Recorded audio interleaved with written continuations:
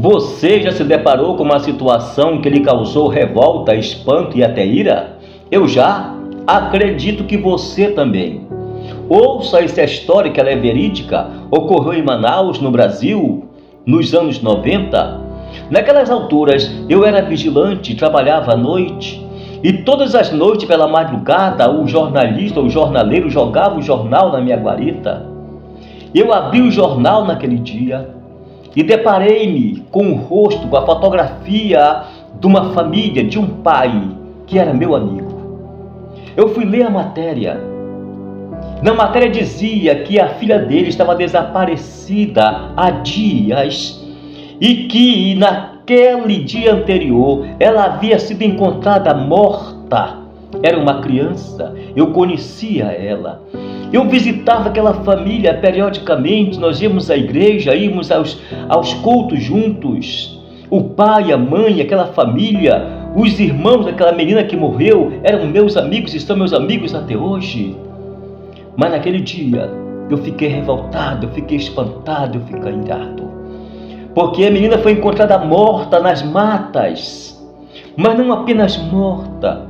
Ela foi encontrada retalhada, com requinte de crueldade. E o pior do que isso, o matador, o assassino, o monstro, era um cunhado dela. Ouça essa história. Pode ser que você tenha visto algo semelhante. Eu terminei naquele dia a jornada de trabalho às 6 da manhã. Eu fui à minha casa, eu tomei banho, não fui dormir. E eu fui até a casa daqueles meus amigos. Eles moravam no sentido contrário. Eu morava na zona oeste, eles moravam na zona leste, no último bairro da cidade. E eu fui até lá. Quando eu cheguei naquela casa, eu não encontrei o mesmo cenário que eu encontrava quando costumava ir, com pessoas e amigos sorrindo, me recebendo, contando história alegre, formatando e planejando como seria o culto da noite. Eu encontrei uma casa vazia. Eu encontrei uma casa triste. Eu bati. E o pai da menina que foi encontrada, morta e despedaçada, veio me receber. Eu não sabia muito o que dizer. Eu não sabia muito o que falar. Porque nessas horas a gente não vai visitar uma família, um pai, uma mãe, um amigo, porque a gente sabe falar alguma coisa, não é por isso. A gente vai porque a gente é amigo, é simplesmente por isso. E eu fui. E ele veio.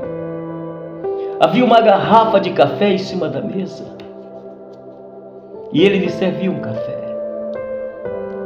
E eu disse a ele, eu li a reportagem do jornal.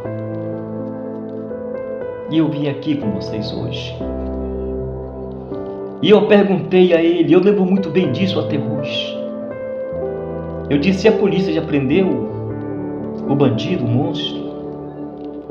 E eu lembro da resposta daquele pai. Aquele pai olhou para mim e disse, ô Dilson, este homem já vive preso. Este homem já vive acorrentado. Não é um presídio humano que vai mudar a vida deste homem. Embora a lei precise ser cumprida. Nossa, que resposta! Que homem forte, que homem sábio. Ele acabara de perder uma filha assassinada por um genro, com requinte de crueldade. E eu fiquei então em perguntar algo que eu mesmo não sabia responder. Eu não sabia dimensionar e nem mensurar a profundidade da dor daquele pai, daquela mãe, daquela família naquele momento. Mas eu então lembrei-me de um texto bíblico que diz: todas as coisas contribuem para o bem daqueles que amam a Deus. E quando a Bíblia diz todas as coisas, é todas as coisas mesmo.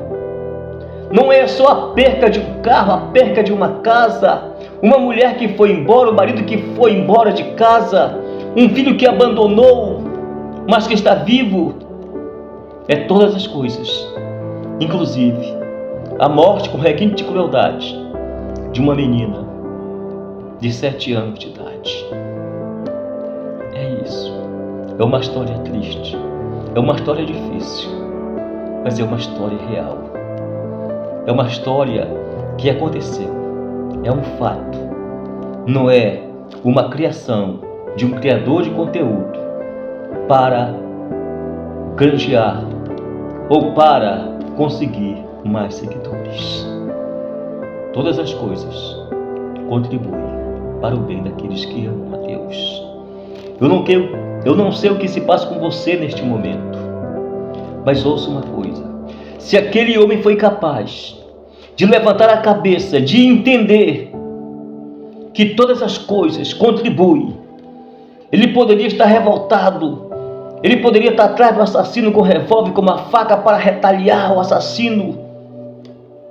Ele estava sereno, ele estava calmo, que Deus está no controle de todas as coisas, inclusive de uma situação como esta, que eu e você não podemos compreender com o pensamento humano, com o nosso raciocínio limitado de homem. É necessário que o Eterno esteja em nós e o que o Espírito Santo nos dê força e equilíbrio para sabermos e entendermos que violência não traz paz, que violência gera violência, e entendermos que o justo juiz, Jeová Tsidkenu, o Senhor a nossa justiça, está vendo, está olhando, não está de olho fechado, e Ele sim, a Ele pertence toda a vingança. Que o Senhor te abençoe e te guarde, você que me ouviu até aqui neste momento. Que o Senhor guarde a você e a tua família. Fique de olho, fique dando cobertura. Não deixe sua filha só. Não deixe seu filho inocente, criança sozinhos. Mesmo que seja um genro, que seja uma nora, seja quem for, um parente. Guarde, porque é sua preciosidade. Se antecipe. É melhor prevenir do que remediar. Fica com Deus e até o próximo vídeo, se Deus quiser.